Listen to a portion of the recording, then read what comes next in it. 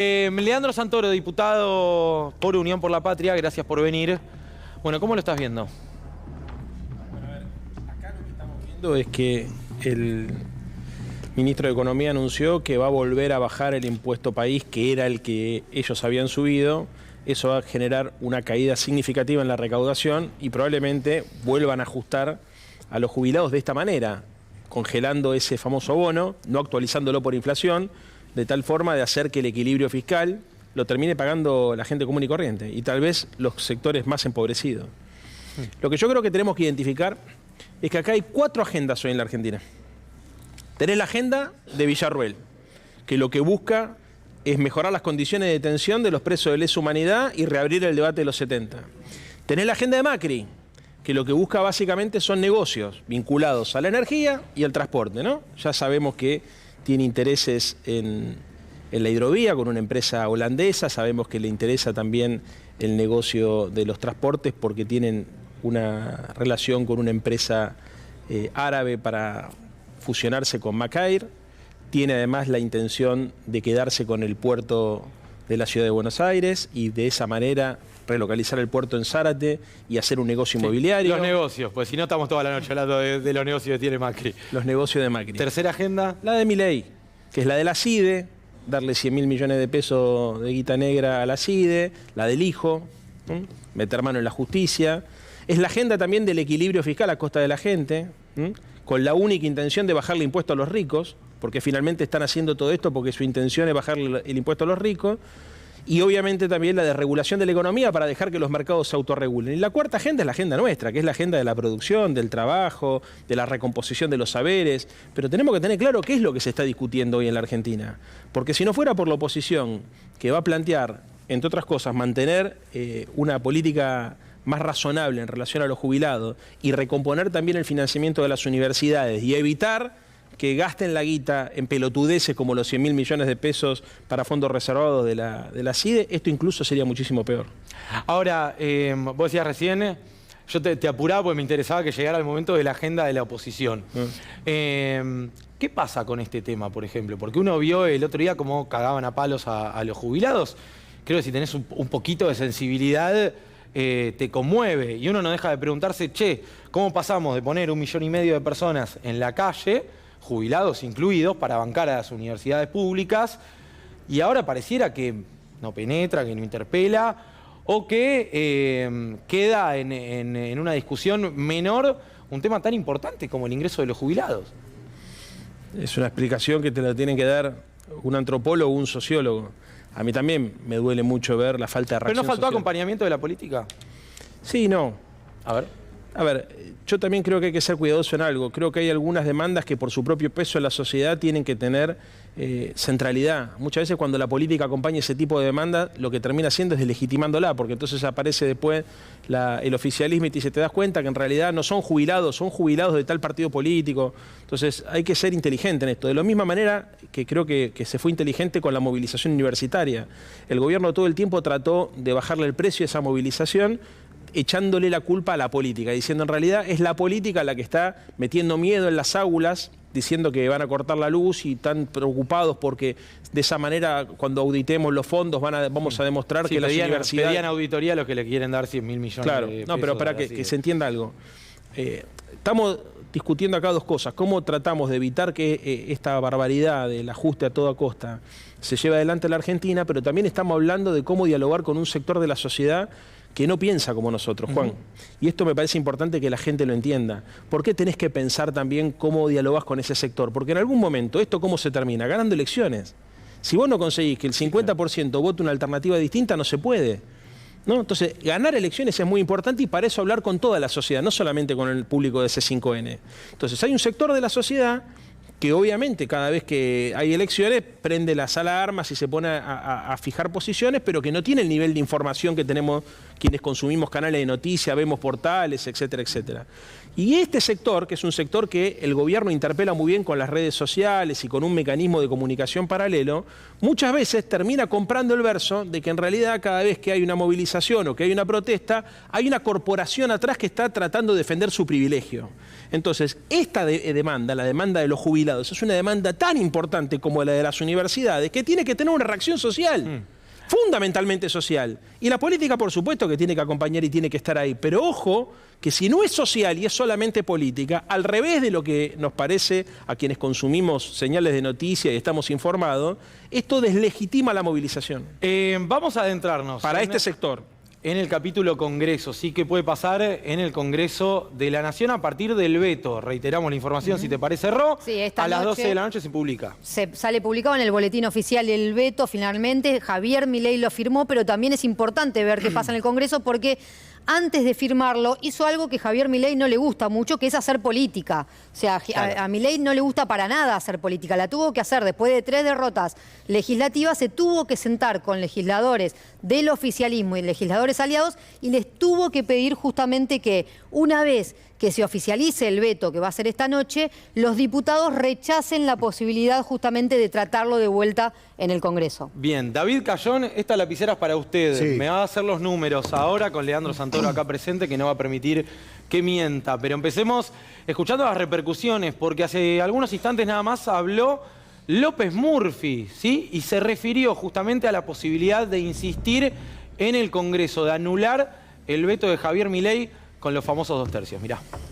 Si es un veto total, implica para el Congreso insistir con el proyecto completo y para eso debe juntar los 2 tercios de los presentes en la Cámara de Diputados primero y después en el Senado. ¿En diputados crees que están esas condiciones? Yo creo que si el veto fuera parcial, me parece que sería difícil revertir el veto. Si el veto es total, ahí yo creo que el Congreso va a revertir la decisión presidencial. Creo que sería un error veto total y espero yo que prevalezca el buen juicio, pero para eso, la verdad, yo no conozco todavía el texto.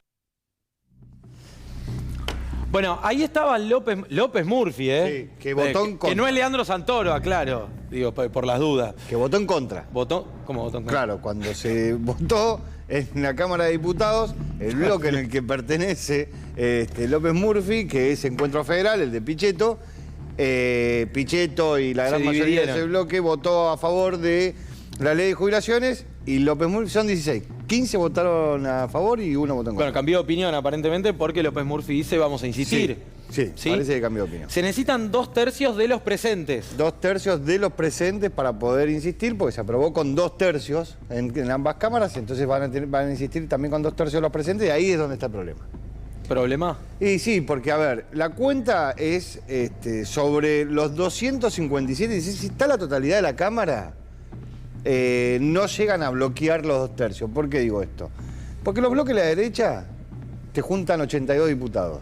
Para bloquearte los 2 tercios necesitan 86. O sea, si por eso los, ahí empiezan a jugar las ausencias. Claro, si están los 257, no lo bloquean. El problema es cuando empieza a bajar ese número. ¿Por qué? Porque para llegar a los 2 tercios necesitas menos, pero también para bloquearlos necesitas menos.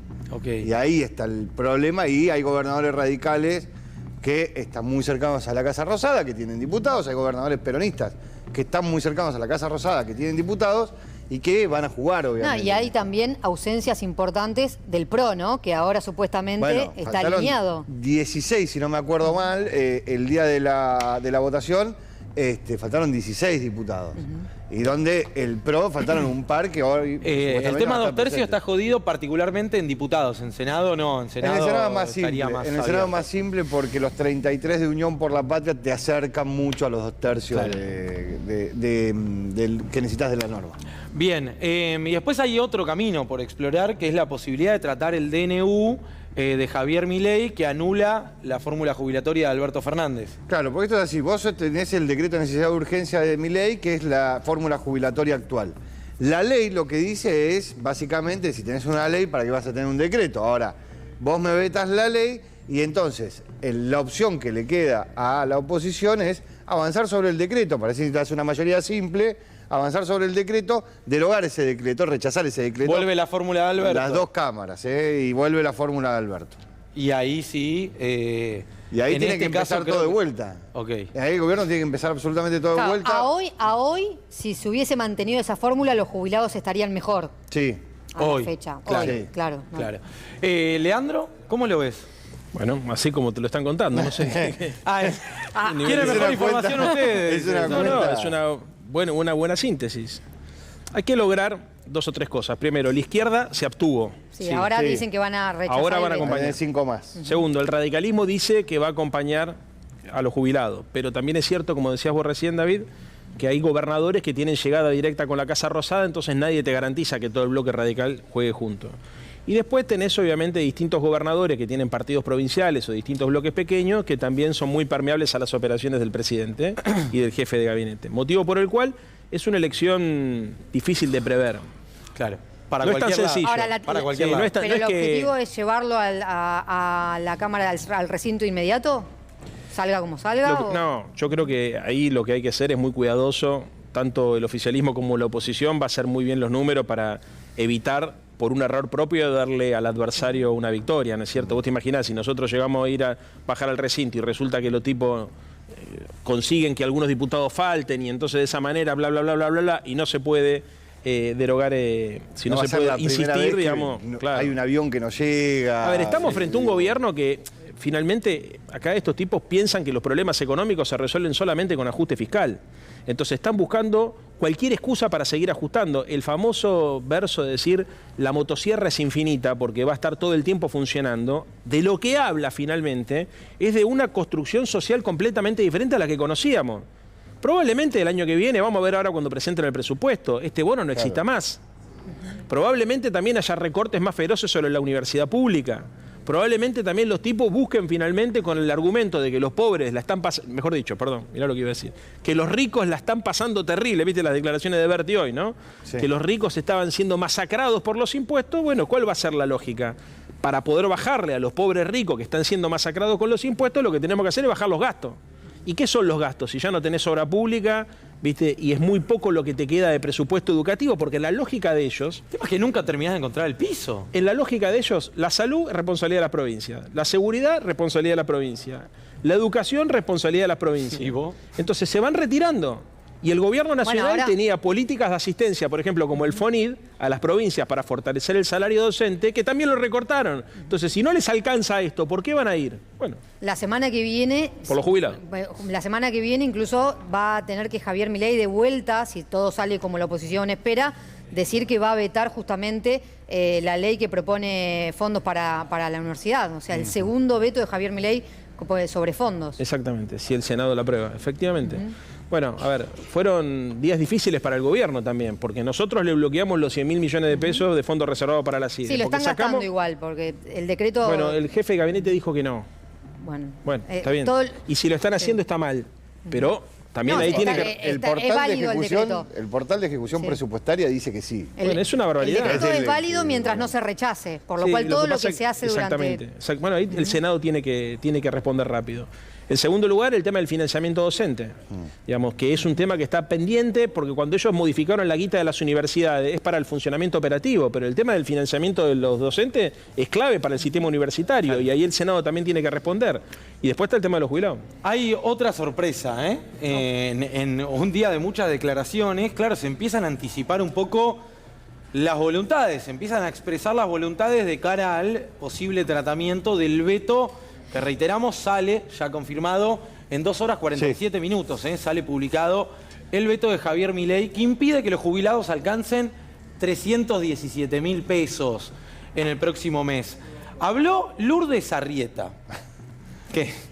No, está bien. te No, carraspera, ok. hablar viene hablando y... Sí, sí, porque no para. Habló de este tema, Lourdes Arrieta. está bien, porque... Le preguntaron hoy a Arrieta, che, ahora que sos diputada suelta, digamos, tenés tu monobloque, Sí. monobloque Las Fuerzas del Cielo. Fe.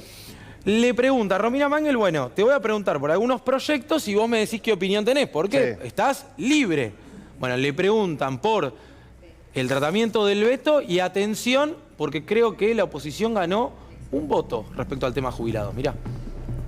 Respecto de la ley de movilidad jubilatoria que va a vetar totalmente Javier Milei, ¿tenés una posición? Pasa es que por un lado nos dicen que no hay plata y por el otro quieren otorgarle 100.000 millones a la CIDE, eso fue bastante chocante. No sé quién lo asesoró al presidente con esto, pero la verdad es que tiene que haber plata sí para los jubilados. ¿Vos crees que hay que pagarles, como dijo todo el arco político? Habría que analizarlo. Sí, no, también hay que analizar. No, a ver, no es que... Pero Milei dice se financia el Estado, o sea, nos quedamos sin un peso, quebramos. Claro, no es así tampoco. Y los hijos degenerados fiscales. Claro, no, a los jubilados hay que darle.